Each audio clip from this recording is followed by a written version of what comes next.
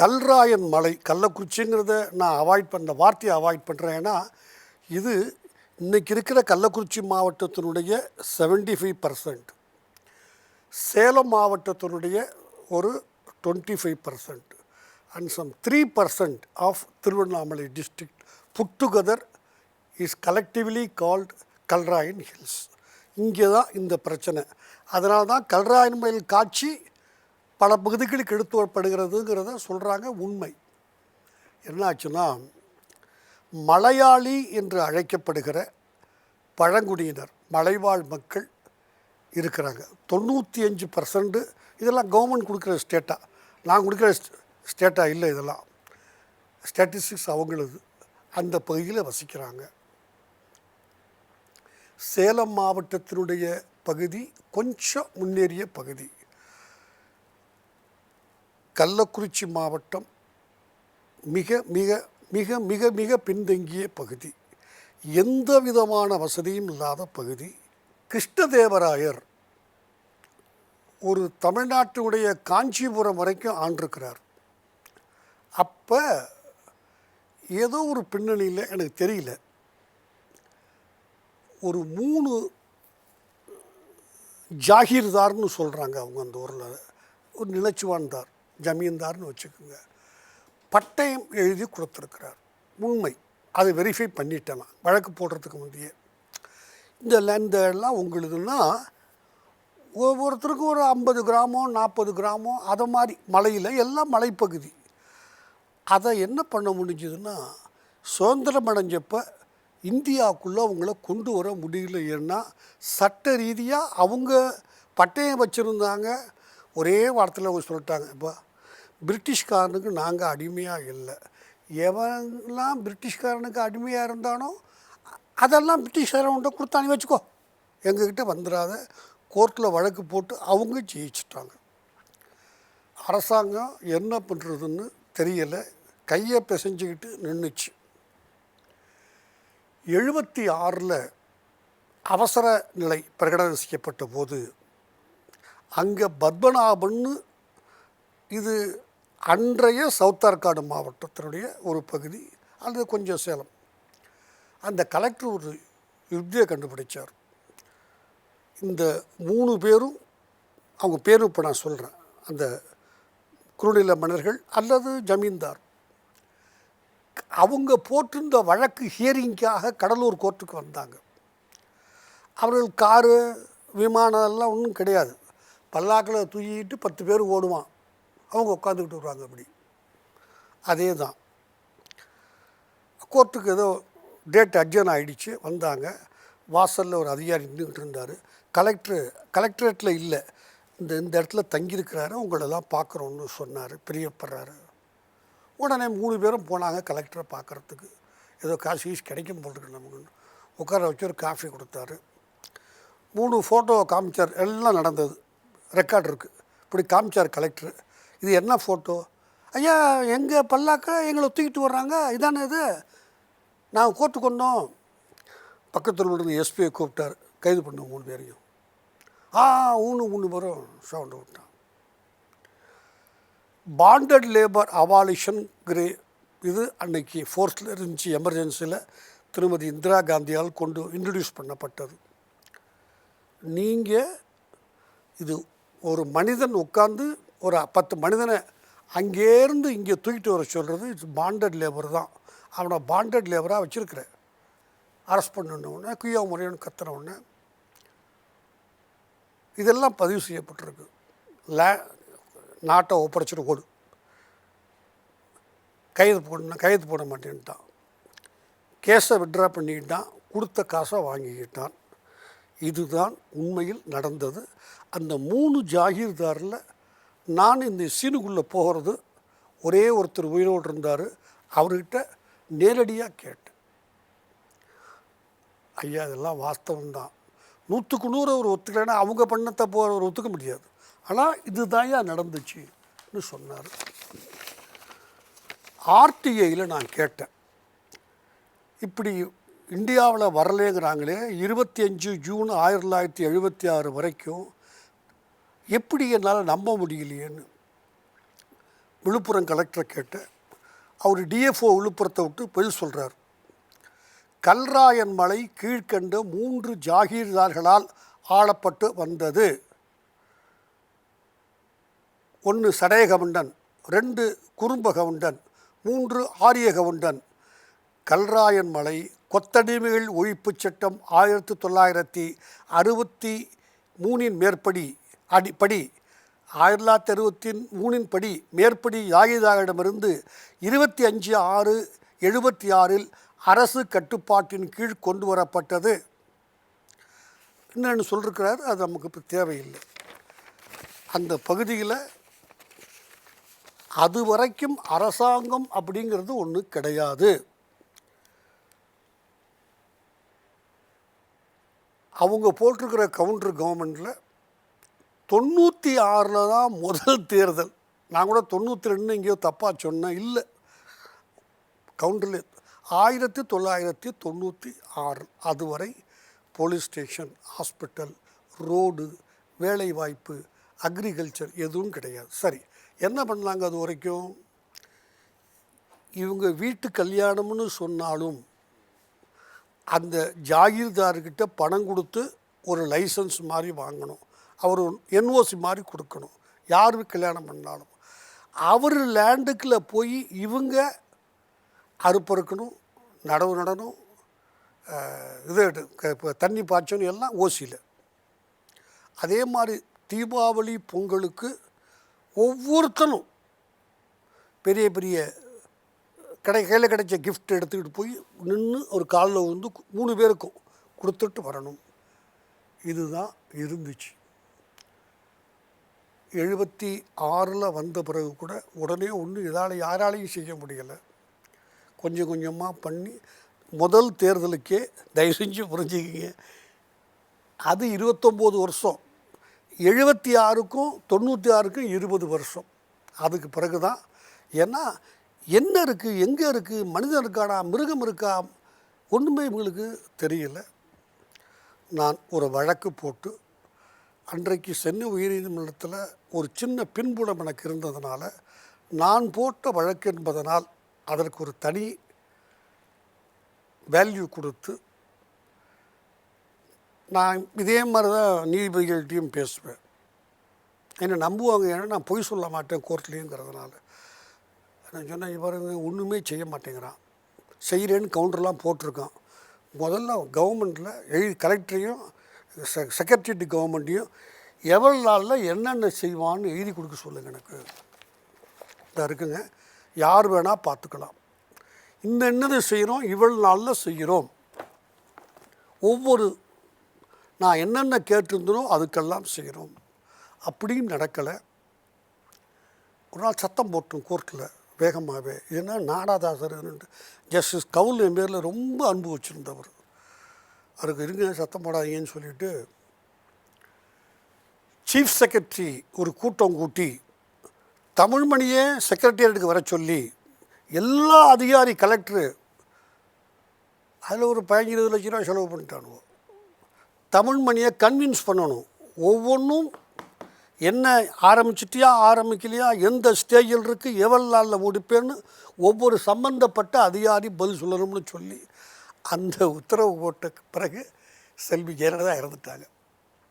பிறகு இவர் எடப்பாடியார் ஆகிட்டார். அவர் பீரியடில் தான் அந்த மீட்டிங் செக்ரட்டேரியட்டில் என்னை கூப்பிட்டு பெரிய சீஃப் செக்ரட்டரியுடைய கான்ஃபரன்ஸ் ஹால் உட்கார வச்சு ஒரு 40 அதிகாரிகள் ஒவ்வொருத்தரும் என்னென்னு செய்கிறவங்கன்னு.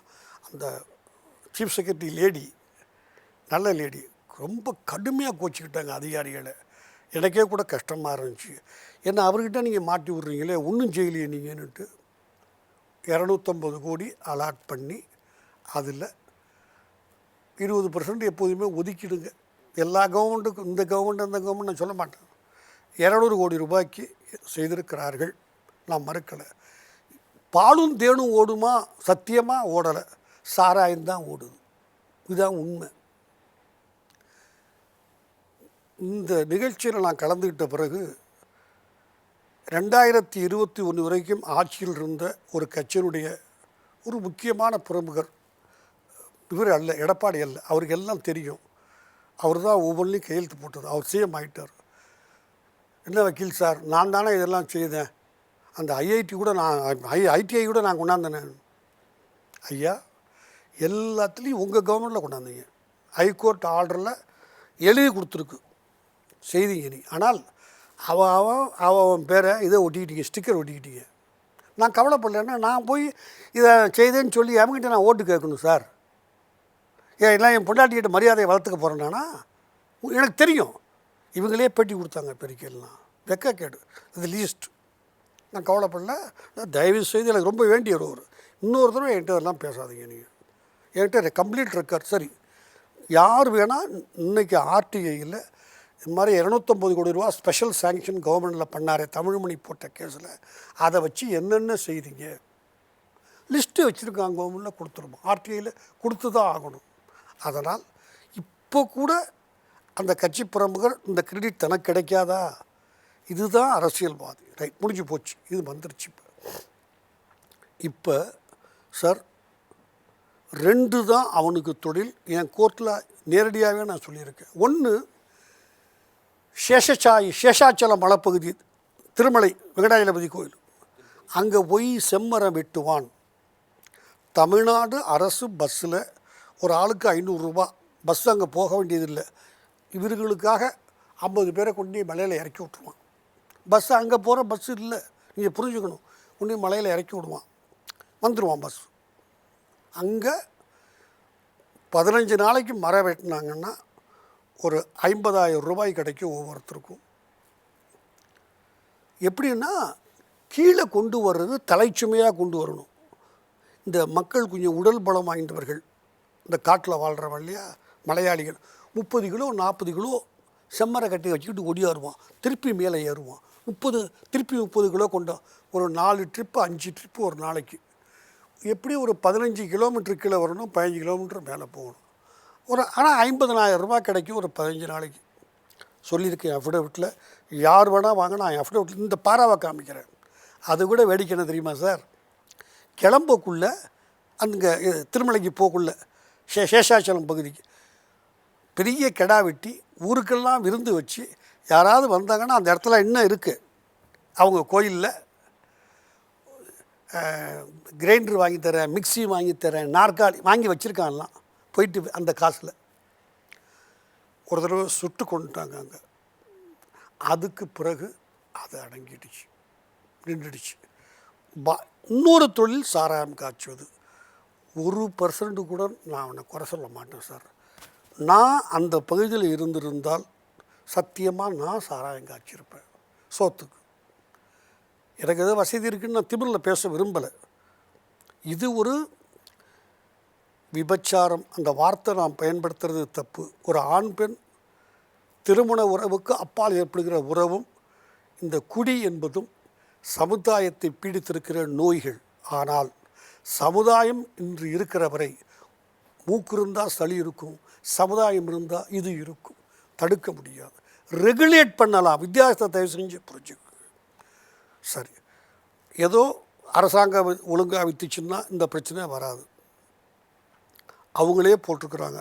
கிட்டத்தட்ட அரசாங்கம் கவுண்டர் போட்டிருக்கு சார். ஆமாம், உண்மை தான். எங்களால் உள்ளே போக முடியல, ரோடு இல்லை, ஒரு இடத்துக்கு ரோடு கிடையாது. பெரிய போட்டேன். நான் நேராக போய் என்னை 2 பேர் தூக்கிக்கிட்டு போனாங்க சார். அப்போயே எனக்கு கால் அடிபட்டுருச்சு ஆக்சிடெண்ட்டில். இப்போ வடக்கு நாடு பஞ்சாயத்து பிரச்சனை இருக்கிற திரு தாடி வெங்கடேஷ் ஒரு பக்கம் தூக்கிச்சு வரேன்னு, இன்னொரு பக்கம் அதே வடக்கு நாடுக்கு சுமித்ரான்னு ஒரு லேடி இருந்தாங்க பிரசிடெண்ட்டாக, அவருடைய கணவர், அவர் ஒரு பக்கம் என்னை தூக்கிட்டு போய் ஒவ்வொரு இடமா வில்லேஜாக போய் கம்ப்ளீட்டாக வீடியோ எடுத்து, அதுக்குனால தான் அவங்களால ஒன்றும் சொல்ல முடியல. இந்த நேற்று சொன்னாங்களே, ஒரு உண்மையை சொல்லி மாட்டிட்டு டக்குன்னு விட்ரா பண்ணாங்களே, 7 பேர் காணா போயிட்டான் சாராயங்கானா, ஒரு 4 hours கழிச்சு வந்துட்டான்னாங்களே. காரணம் என்னன்னா ரோடே கிடையாது. எப்படி போகிறதுன்னு யாருக்கும் தெரியாது. டீ கூட கிடையாது அங்கே. ஐயா, நான் என்னுடைய வீடு இருக்கிற சேலம் பகுதி கொஞ்சம் பெட்டர். ஆனால் என் மனைவி இல்லாமல் என் வீட்டில் போய் என் பங்களாவில் வளர்ந்தாங்க. நானோட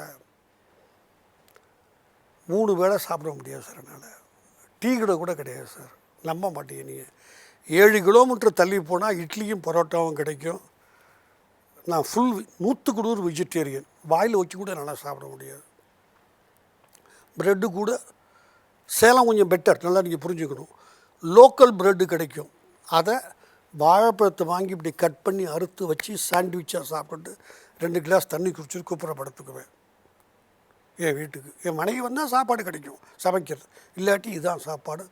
பல வேளை பட்டினி கிடந்திருக்கேன் இதுக்காக. நான் ஒரு யூடியூபர், பேர்லாம் வேணாம், ஏதோ சங்கர்னு வச்சுக்கலேன், ஏதோ எழுதினாரு தப்பு சரியில்லாம் உள்ளே போகலை.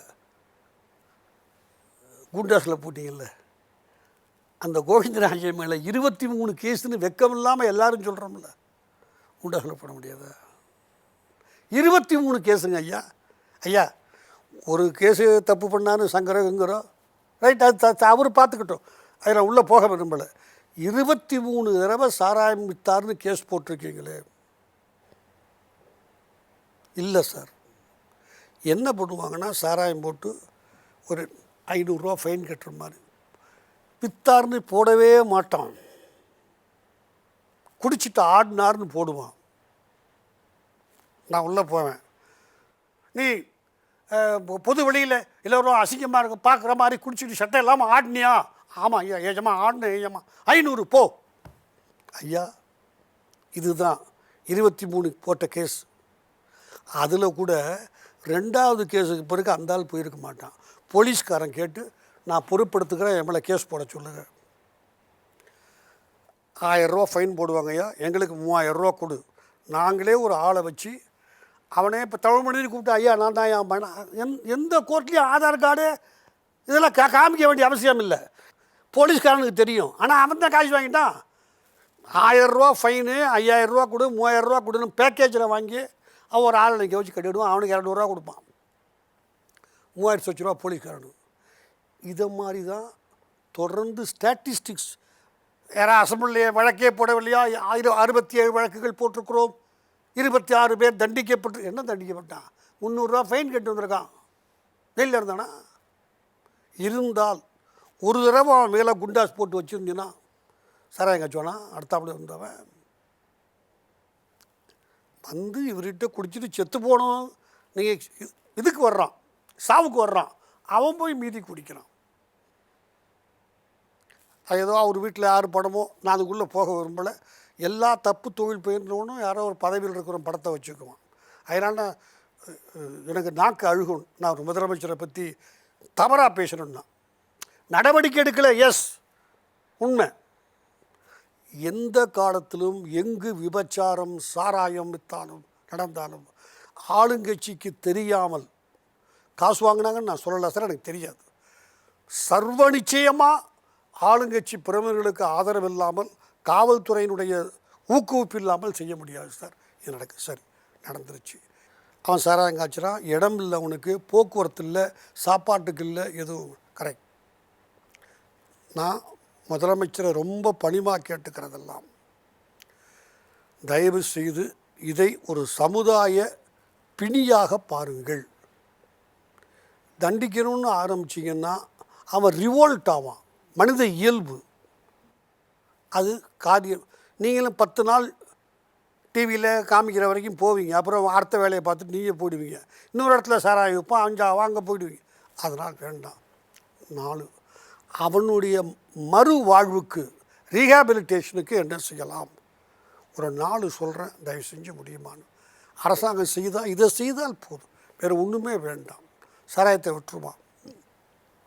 என்ன ஒருத்தன் கேட்டான், அந்த ஊருக்குள்ள உள்ளே போனப்போ, ஏன் விவசாயம் பண்ணக்கூடாது? விவசாயம் பண்ணால் 15,000 ரூபா நஷ்டம் எனக்கு ஏக்கருக்கு, நீ குடிப்பியா? ஏன் நஷ்டம்? ரோடு கிடையாதுயா, லாரி வர மாட்டேங்குது, டிராக்டர் வராது. நான் எடுத்துகிட்டு போய் காஞ்சிபுரத்து கள்ளக்குறிச்சிலையோ ஆத்தூர்லையோ தலைவாசல்லையோ விற்கணும். என்ன பண்ணுவேன்னா, நீ குடிப்பியா? வந்து கேட்குற பேண்ட்டை போட்டுக்கிட்டேன்ட்ட. கேமரா ஓடுது சார், இன்னும் இருக்குது எங்கள் வீட்டில் என்கிட்ட, ரொம்ப காலத்துக்கு முன்னாடி எடுத்தது, இப்போ இல்லை. இதுதான் அவன் நம்ம உள்ளே போனாலே அந்த மக்கள் நியாயம்னு நான் சொல்லலை, தப்புன்னு நான் சொல்ல முடியல, என்னால் மனசாட்சி இடம் கொடுக்கல. அவனுக்கு கிடைச்ச இயற்கையும் கடவுளும் கொடுத்த வளத்தையெல்லாம் நாம் சாப்பிட்டு அவன் நம்மளால் ஏழையாக இருக்கான்னு நினைக்கிறாயா? சத்தியமாக அதான் நினைக்கிறான். அவன் மனநிலை. நான் டவுன்லேருந்து போனோன்னா ஷூவெல்லாம் போட்டுக்கிட்டு காரில் போய் இறங்கினால காரே போக முடியாது, ரோடு கிடையாது. போனதுனால அவனுடைய முதல் எண்ணம்ங்கிறது ஏன் சாப்பாடு இவன் சாப்பிட்றான், இவன் சௌரியமாக இருக்கான், நான் இல்லை, என்னை விட 100 மடங்கு அவன் உழைக்கிறான். அதனால் ஒரு 4 காரியம் பண்ண சொல்லுங்கள். அங்கே இருக்கிற நிலங்கள் இருக்கிற நிலங்களை பார்த்து முதல்ல ரோடு நாம் போட்ட திருப்பி வெட்டிட்டாங்க சார். சின்ன திருப்பதின்னு ஒரு இடம், அவங்களுடைய ஒரு பெரிய கோவில். பிரம்மோற்சவனைக்கு 5 லட்சம் பேர் வருவான் அந்த இடத்துக்கு. 5 லட்சம் பேருக்கு சாப்பாடு போடுறாங்க. ஒரு நாள் தான், ஒரு நாள் மறுநாள் இருக்கலாம் அநேகமாக. ரோடே கிடையாது, 40 கிலோமீட்டர். நான் கையில் காலில் விழுந்து எல்லாம் அதில் இருக்குது. ரோடு போட முடியாது, சென்ட்ரல் கவர்மெண்ட் பர்மிஷன் வாங்கணும். எவ்ரி ஸ்டேஜ் நான் ஃபாலோ பண்ணி போட்டாச்சு. அதை ஒரு பஸ்ஸு கிஸ்ஸு விட்டிருந்தால் ரோடு புழக்கத்தில் இருந்திருக்கும். ரோடு இன்னைக்கு கிடையாது, போயிடுச்சு. அதனால் அவன் திருப்பி சாராயம் காய்ச்சறான். ரோடு போட சொல்கிறேன்னு சொல்லணும், முதலமைச்சர் சொல்லணும். அவர் அவங்கள கூப்பிட்டு பேச சொல்லுங்கள். திமுககாரன்லாம் கூப்பிட்டு பேசினா கதை நடக்காது. வில்லேஜ் பஞ்சாயத்து பிரசிடண்ட்டை கூப்பிட்டு பேசினா கதை நடக்காது. ஊருக்கு 2 பேர் அங்கே உள்ளவனை கூப்பிட்டு பேச சொல்லுங்கள். அவனை வரவழைச்சி மெட்ராஸில் 4 விஷயம் அவர் செய்யணும். எப்பா பயிர் பண்ணுவான் லேண்டை, நீ கத்திரிக்காயோ கிழங்கோ எதை விற்றாலும் சரி, அதை கொண்டு போய் கள்ளக்குறிச்சியிலையோ தலைவாசல்லையோ இதுலேயோ விற்றீன்னா, ஆத்தூர்லேயோ கிலோ 20 ரூபாய்க்கு கிடைக்கும்னா அரசாங்கம் ஒரு குறைந்தது 3 வருஷத்துக்கு இந்த இடத்துல 20 ரூபா கொடுத்து வாங்கிக்கும். ஆன் த ஸ்பாட், வேறு ஒன்றும் செய்ய வேண்டாம், பயிர் பண்ணு. இன்னையிலேருந்து ஒரு 3 வருஷங்களுக்கு விதை, நாற்று, உரம், பூச்சி மருந்து இவை அனைத்தும் அரசாங்கம் ஃப்ரீயாக கொடுக்கும். நீ பயிர் பண்ணு. ஒரு 3 வருஷம் பண்ணிட்டு அவனே வந்துடுவான். அந்த சுழற்சியில் வந்துட்டான்னா, இதை தயவு செய்து ஒரு அங்கெல்லாம் இளைஞர்கள் கொஞ்சம் முன்னுக்கு படிக்கிறவன் எல்லாம் வந்திருக்கிறான். அங்கங்கே ஒரு போர்டு வைக்க சொல்லுங்க, சாராயம் காய்ச்சினால் இந்த நம்பருக்கு தெரிவிச்சிருங்க, ஃபோட்டோ எடுத்து அனுப்பலாம், இல்லை இந்த இடத்துல இன்னார் விற்கிறாருன்னு சொல்லுங்கள். அதை செய்தால் யார் செய்து கொடுக்குறானோ அவனுடைய யாருங்கிறத ரகசியம் காப்பாற்றப்படவில்லை, அவன் உயிருக்கு ஆபத்து. ஒரு குறைஞ்சபட்சம் ஒரு டிஐஜி கிட்ட தான் அந்த வெப்சைட்டு போர்ட்டலை ஹேண்ட் ஓவர் பண்ணணும். டேட்டை காட்டி கொடுத்துருவான், போலீஸ்காரன் காசு வாங்கிட்டு ஹெட் கான்ஸ்டபிள் லெவலில் பண்ணிவிட்டு. இப்படி செய்தின்னா இந்த அவனுக்கு ஃபைன் போட்டு வசூல் பண்ணுறோம்ல கோர்ட்டில், அதில் பாதி அமௌண்ட்டை செய்தி கொடுத்தான்ல அவனுக்கு கொடுத்துட்றோம். 10,000 ரூபா வசூல் பண்ணோமா, ஃபைனாக 5,000 ரூபா அவனுக்கு கொடுப்போம் அரசாங்கம். அது இல்லாமல் வேலை வாய்ப்பில் ஒரு லேண்டு பட்டா கொடுக்கறதுல, இந்த பிரதம அமைச்சர் வீடு, கலைஞர் வீடு கட்டுறதுல உனக்கு முன்னுரிமை அளிக்கப்படும். 0.5% கொடுங்க. இதையும் ஒரு கேட்டகரியாக அவன் சமுதாயத்தை காப்பாற்றுறான், ரிஸ்க் எடுத்து காப்பாற்றுறான். செய்ய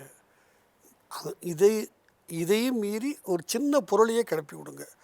4 வருஷம் 5 வருஷம் தரிசாக இருந்தால் அரசாங்கம் காசு கொடுத்து எடுத்துக்கும். அரசாங்கம் உங்கள் நிலத்தெல்லாம் அரசாங்கம் பண்ண வச்சுருவோன்னு சொல்லிவிடுங்க, அவன் சரியாகிடுவான். இப்போ நீங்கள் சாராயம் காய்ச்சினாங்கிறதுக்காக பனிஷ்மெண்ட்டுன்னு ஆரம்பிச்சிங்கன்னா அவன் ரிவோல்ட் பண்ணுவான், ஃபெயில் ஆகிடும்.